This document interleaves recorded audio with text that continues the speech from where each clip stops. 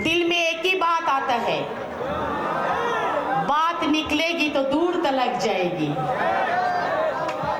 दिल में अगर रखना है तो दिल से रखो, या तो फिर दिल रखने के लिए ना रखो। सबको सलाम है और मेरी प्यारी माँ, प्यारी बहन, प्यारे भाइयों, मैं आपकी ही बेटी हूँ, आपकी ही बच्ची हूँ, आपकी मेंबर हूँ, सदस्य हूँ। तो इंशाल्लाह यहाँ पे कोई ग्रुपिंग नहीं है, कोई दूसरा कोई नहीं है, यह सब एक है। इंशाल्लाह हम लोग एक साथ चलेंगे, एक साथ खाएंगे, एक साथ घूमेंगे। सैयदपुर में यहाँ पे गरीबी हटाना है, पहले गरीबी हटाओ और जॉब दे दो सबको, जॉब करने का, नौकरी करने का जगह बनाओ, ट्रास्ट अर्जन करो, विश्वास अर्जन करबेन, तारपरे सबकिछु अल्लाह ताआला एमনি দিয়ে দেবে ইনশাআল্লাহ। একটি অঙ্গীকার বাংলাদেশ, মানবিক অধিকার বাংলাদেশ, ছাত্র জনতার বাংলাদেশ, নতুন সূর্যের বাংলাদেশ, সবার আগে বাংলাদেশ, সবার আগে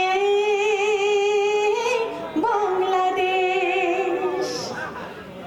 সবাইকে ধন্যবাদ।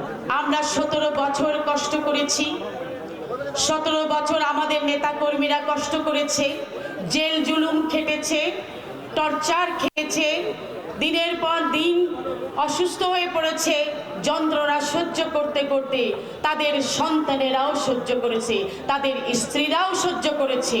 কিন্তু এই 17 বছরে একটা বাচ্চা যুবক হয়ে যায়, তার ছোটবেলার শিশুকাল, শৈশবকালটাকে একটা কষ্টের মধ্যে ফেলে দিয়েছে এই স্বৈরাচারী ফ্যাসিস্ট সরকার।